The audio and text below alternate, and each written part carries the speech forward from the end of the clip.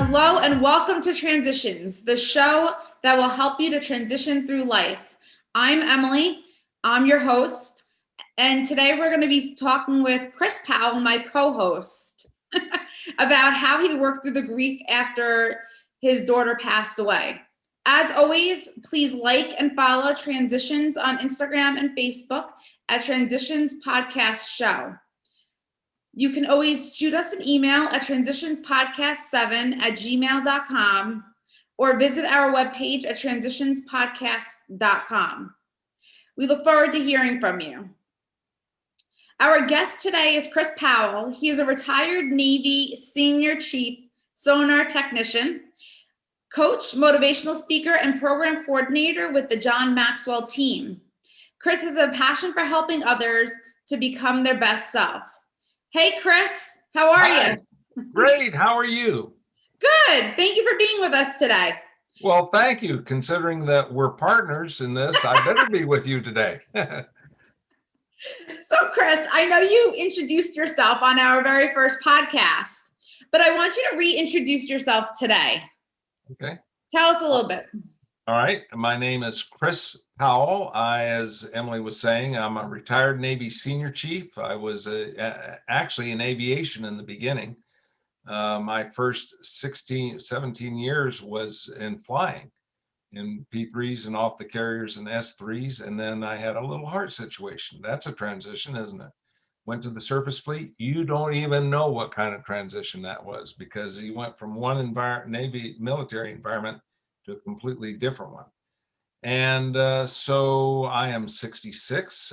Emily and I host this together so that we can serve you and bring you to hopefully a place where you can prosper and you can really develop yourself. So I retired in 1996. No, 95. I'm sorry, 1995. Yes, I am an old man. I'm 66.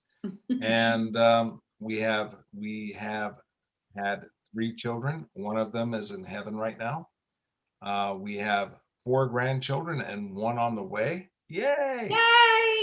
Because granddads love grandchildren, I got to say that. And we have our daughter and 2 granddaughters coming in tomorrow. And That's so exciting. we're wrapping presents. Actually, we're not. Carla is. That's my wife. I've been married to her for 44 years. She's 27. I don't know how she does it, but she does, you know. And I think the biggest thing that I have to offer is to help people in their life. I do have that passion to help people in their life to live to their best good. Does that make sense? It does. It Yeah. makes a lot of sense. I hear that passion in your voice when you speak, and I know you personally, so I definitely know that you like to help people. But when you're not helping people, what are you doing for fun? Well, that's a good question, because I don't have, no, I shouldn't say that. I do. I like to fish. We have some pretty good fishing spots around here. I know that not a lot of people are into fishing, but I've done this ever since I was a little guy. And I like to read, but fishing, I just something about tying into a good one on the line, you know. But I like to read. And maybe that's not recreation. I mean, it's all personal growth and development that I'm reading. So some people would think that's a task. It's quite enjoyable to me. I love to study. My wife thinks I could be a full-time student. I guess that's why I have 3 master's degrees back there, is because I just can't stop learning. And so I think my passion, and this is a recreation thing, is actually speaking. When we lost our daughter, therapy was really important in that I didn't have anybody to go to. There was no support group, none. And so I eventually got out of my shell and started going back into the public eye and started speaking. And I got to tell you, that was a therapy for me. So that was, I don't know if you could say that was fun or recreation. I can tell you that was cleansing for me, and that really helped me. So I I'm seeing all sorts of things pop up. Sorry about that. So there are other things, of course, being with our grandkids. That's fun. We have a hoot with those grandkids, let me tell you. They will, one's 18 and one is 16. That's the ones that live here. And then the other one's coming in. That's going to be really, really fun because one's 14 and one's 11. Well, that sounds really exciting. It is. Lots of presents under the tree, I can tell you that. And then they're going to be chasing the dog around. Oh, that's the other thing, is our dog back here. She's Emily. laying right here, and her name is Emily. It's spelled completely different from you, Emily. And we did not name her after you. We did not know her, you, when we got her. So, Right. But yeah, so that's what I like to do. Is I guess fun is different for everybody, isn't it? It is very different for everyone. And so what's fun to me may not be, if somebody says, oh, reading and this and that and studying, and they don't find any fun in it. Well, you asked what I did for fun. Exactly. So Chris, you mentioned your daughter passing. Can you tell us a little bit about what happened, what her story was? Yeah. So, this gets a little sensitive, and I do get a little emotional on it. And she died on Good Friday of 2018. And we were in Lynchburg, Virginia. And we knew there were some pretty severe health situations. We knew that there were some underlying challenges with substance abuse, alcohol in particular, that stemmed from earlier in her life, in her teenage years. We knew there was bitterness to the highest degree because of something that happened in their marriage. We knew there was a lot of pain. We knew that she was self-medicating for that pain. We did not know some of the things that were actually going on. And some people say, why does God do these things? Well, God knows exactly what he's doing. And let me tell you, it's one of the most painful things I have to say, but it was the best thing that could have happened for the family, because the family was being torn apart. And we didn't know this until much later when we were talking to the grandkids. As a matter of fact, that when we moved down here, the grandkids wouldn't even come around us for the first year. We wondered why we even moved down. And then they eventually started warming up, and now we have a great relationship with them. But it took a long time to warm up, and then some things came out, and it was heart-wrenching, just heart-wrenching. And it all comes from bitterness. Every bit of that comes from bitterness. I've lost two family members, direct family members, my mother and my daughter, both of them from bitterness. It's not all the other stuff, it was that. Okay. So, but that leads to all the other pieces, doesn't it? And so she bled out. She actually, what I remember clearly, we were down here in a restaurant, and she had the spider veins, or whatever you call these. It's from Varicose? liver disease. No, it's not varicose. No. Her eyes were turning yellow. Her skin was yellow. They are. It's not veins. It's a anomaly on the skin that looks like a spider, and she was starting to develop them all over. And I looked at her and I started weeping, and she says, "Daddy, don't cry." Oh, man, that breaks me. It breaks my heart. She did that a couple of times where I started weeping because I knew she was slipping away, and all I could do was watch. We believe there could have been some underlying medical conditions too, like Hashimoto's disease. We're not clear and sure on that, but we think that there is a distinct possibility. So when you start seeing somebody slip away like that, and you just sit there and you can't do anything about it, it's just gut wrenching. Now, I don't want to interrupt you, but can you explain to us like why you felt that you couldn't do anything? Like what was it about the situation? All right. So had we tried to do an intervention or something like that, first off, it wouldn't have probably worked anyway because she had the other underlying medical conditions that we didn't know about at the time. Second off, it would have ripped the family apart because nobody was going to go for it except somebody like me that knew that intervention was the only way to move in like that. Third off, to try and get, so there was a lot of dysfunction in the family, okay, to try and get everybody on board for an intervention, which was really the only answer at that point. It would have been impossible to get everybody on board. So had we attempted it and failed, it would have blown the entire family apart. Had we attempted it and just broached the subject with the family, it would have met so much resistance we couldn't have done it anyway. And on top of that, we were up in Lynchburg. They're down here, 3.5 hours away. So it's we could not directly connect on a daily basis or anything like that. Does that make sense? That makes sense. Yeah. So it was excruciating. I mean, it's very sensitive to talk about even now, of course. That's understandable. But people do need to know this.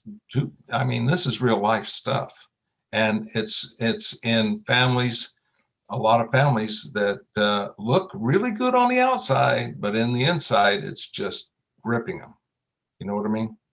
Absolutely. So you mentioned a couple of times that there were things going on that were dysfunctional. If you feel okay with telling us, like, what was that? If somebody, God. Well, let's do this after the break. I think we need to take a break. Okay. So why don't you lead us into the break? So, Chris. I just laid it right on you, didn't I? We are going to take a break to hear from our sponsor, and we will return. All right. Thank you. Swing Into Their Dreams Foundation presents the golf tournament of the year, raising scholarships for aspiring National Golf Club in Milton, Georgia. The inaugural HBCU Swing Into Their Dreams Charity Golf Tournament. Registration and gourmet continental breakfast begins at 8 a.m. and shotgun at 10 a.m. Award reception follows. Come enjoy a day of jazz, mimosa, cigars, cash bar, silent auction, and more. For more information, contact 770-686-7143. Their dreams. Don't miss it.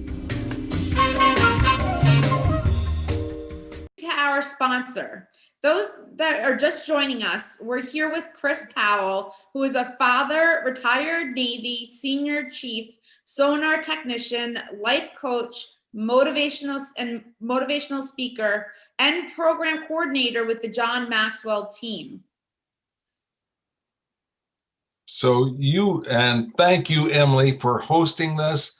Thank you for your wonderful facilitation of this process. And before the break, you were going to ask me a question. And what was the question? Oh, dysfunction, wasn't it? So, yes, I was asking you about the different experiences that you were going through with your daughter. Maybe you could describe. So let's do the family unit as I could see it at that time. All right. She and we butted heads quite a bit, actually. As a matter of fact, we were down there, we were visiting one time, and I had a situation where I was a little confrontational with Carla. Okay.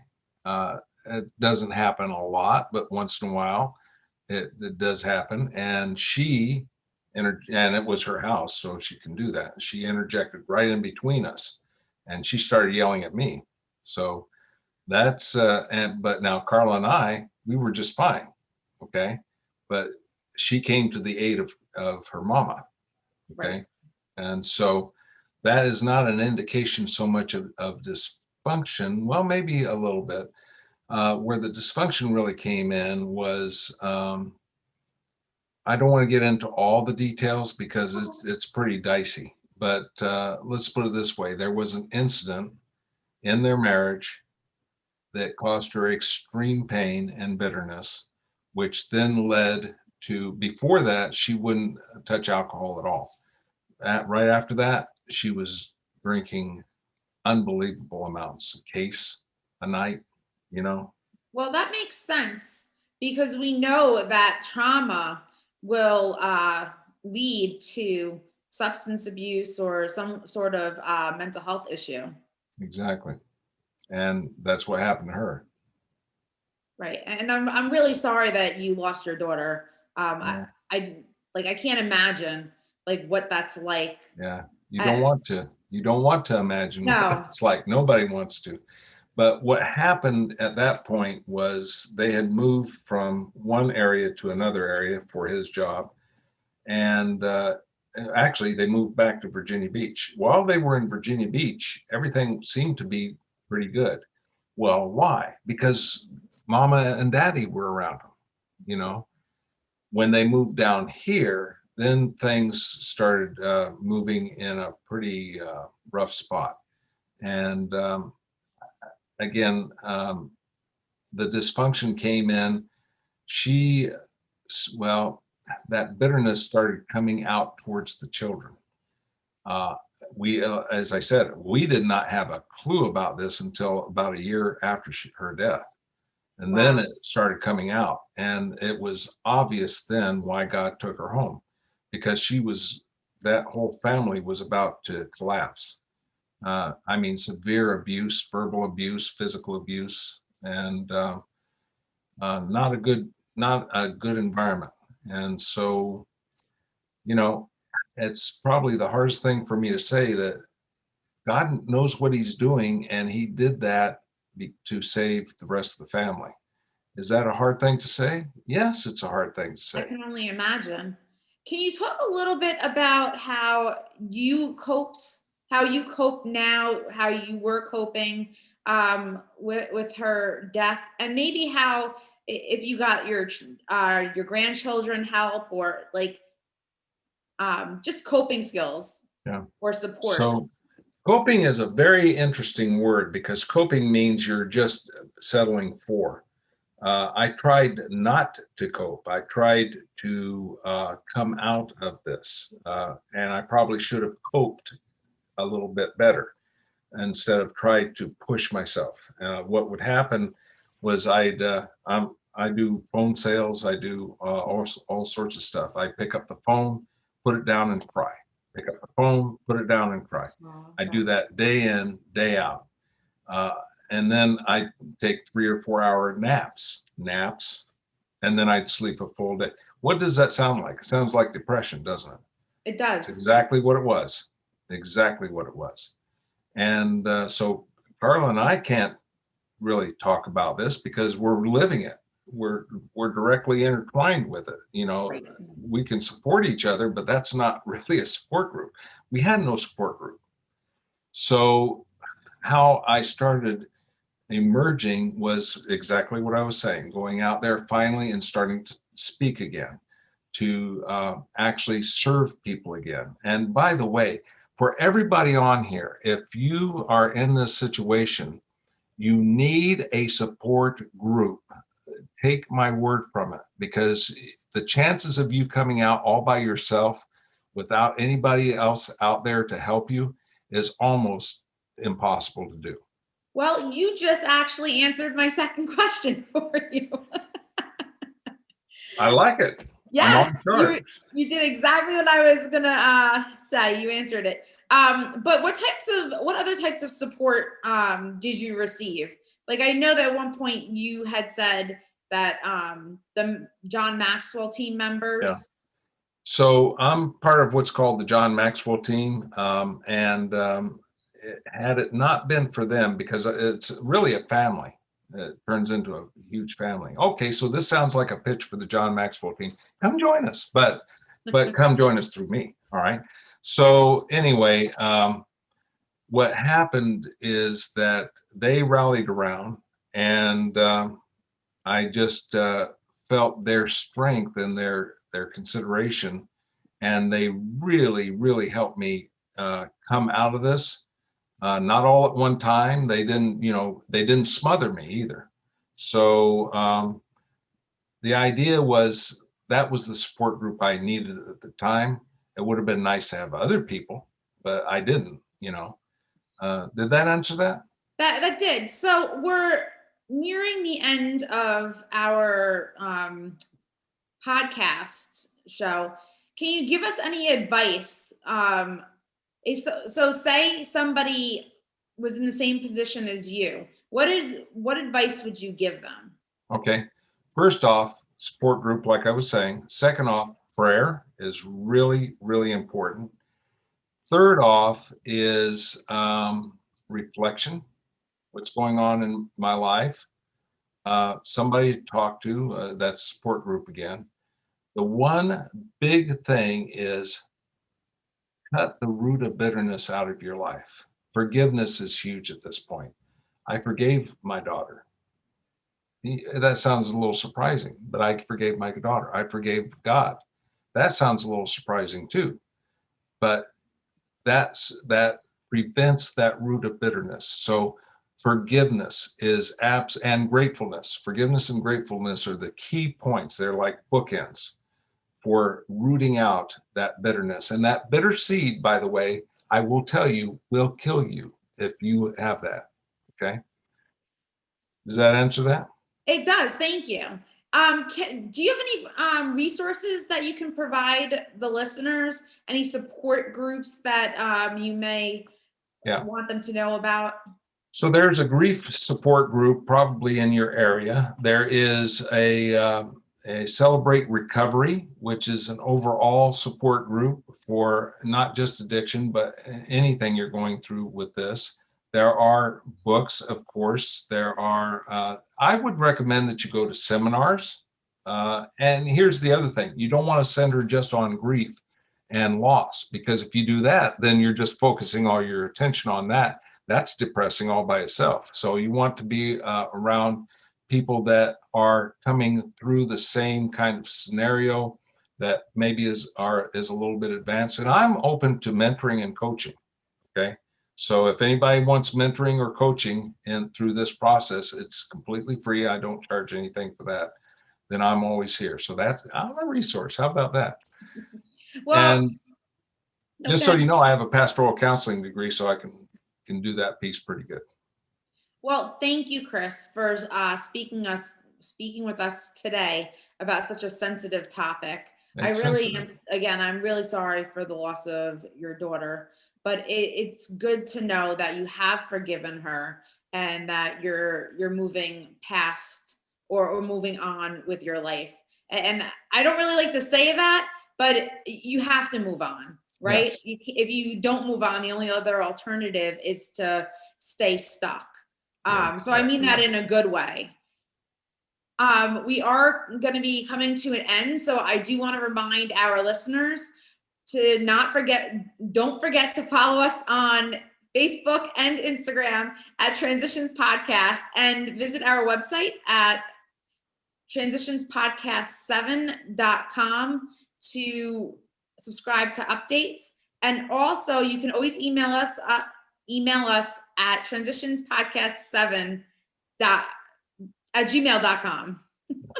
And let me put in a little plug for our wonderful host, WYTV7. And they take contributions. If you want to keep things like this, if this is valuable to you, please contribute. Go to the website, WYTV7.org, I believe it is. Is that right? And contribute, okay? Yeah, if you want to do a podcast, hey, just start talking. Maybe you can get on a podcast too. And we're always looking for people, by the way. Yes. We're always looking for people to interview. And thank you. Okay. I'm throwing it back to you. Oh, so you mentioned that we're looking for people. Mhm. And what are we looking for? So why don't you Okay. describe what type of person we're looking for, or what, you Yeah. know. So somebody that it would be good is somebody that's going through a transition, like a military to civilian transition, a prison to civilian transition, a life event like I had, even small transitions in their lives that aren't all this huge upheaval. It could be a small transition, a weight gain or a weight loss, or a medical piece where the entire life is not impacted, but portions of the life. Anybody like that, and somebody that wants to get their word out. Go ahead. So, sorry, one last thing. If you would like to connect with Chris, you can follow him on Instagram and Facebook, and you can also email him at Chris Powell at powelladvisory.com. Yeah, Chris at powelladvisory.com. Chris at powelladvisory.com. Thank you. You're welcome. So why don't you lead us out of here?